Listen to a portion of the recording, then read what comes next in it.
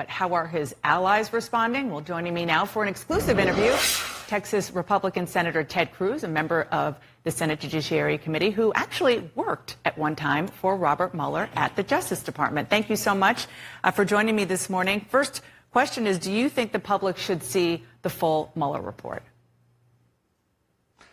Absolutely. I think the report needs to be made public. It needs to be released to the Congress, and it needs to be released to the American people. This has consumed 2 years of the American people's time, and we need to have full transparency. We need to know the special counsel's conclusions. Okay. And the president has continued to unleash attacks on the special counsel investigation, even in the probe's final hours, calling it a big hoax, a witch hunt.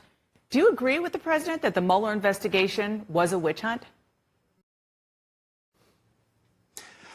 I think the Mueller investigation went on far too long, and I think Bob Mueller made a serious mistake when he brought together the team of investigators and lawyers and selected so many partisan Democrats who had been longtime Democratic donors. I think that was unfortunate because by doing that, it undermined the credibility and impartiality of the special counsel's office. Do you think it went as far? That being said, we're being...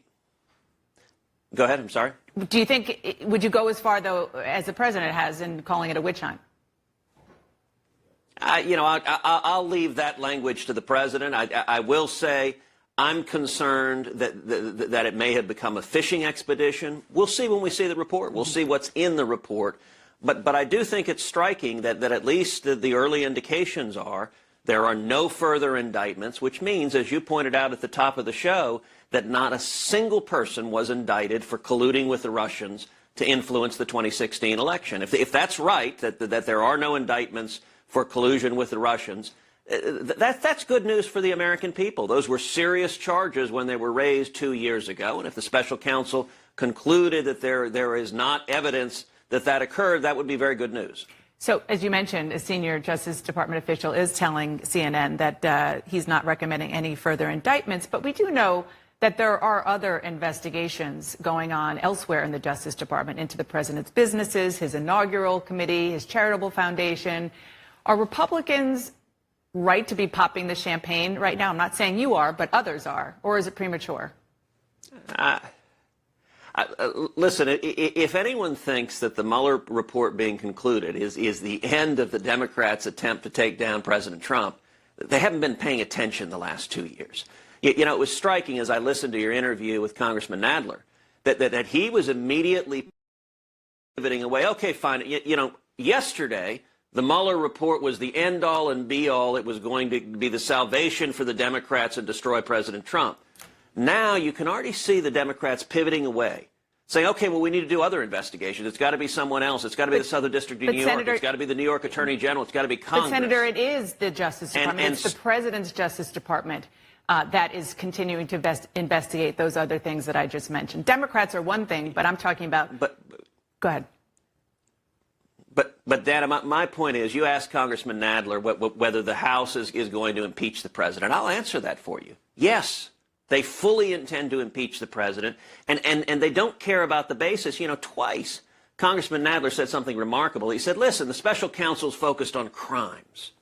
We're not all that concerned with crimes. Our focus, this is Democrats in the House, is much broader than crimes. What they're basically saying is they're going to impeach the president for being Donald Trump. And they don't care about the evidence. They don't care about the substance. But you know much better than I that the Justice Department can't indict a president.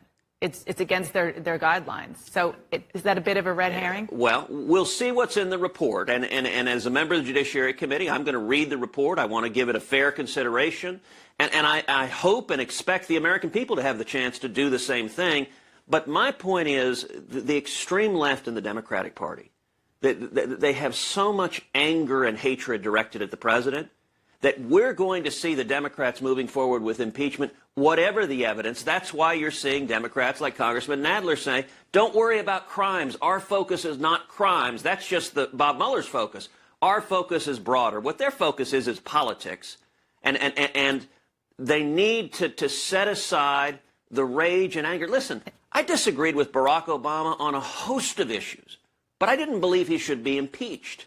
The extremism that we're seeing in the Democratic Party Their focus is obsessively on trying to destroy the president of this administration. That's not good for the American people. We ought to be coming together and solving the real problems in this country, not just engaged in relentless political warfare. Okay, Senator, I want to turn to a couple of other topics I know that you would like to talk about. One of them is the Middle East, because the president made headlines by tweeting that it's time for the U.S. to fully recognize Israel's sovereignty over the Golan Heights. It seems like the president is really putting his thumb on the scale for Israeli Prime Minister Benjamin Netanyahu in the final weeks of the elections over there. What would you do if a Democratic president made a move that helped a Labor prime minister in Israel?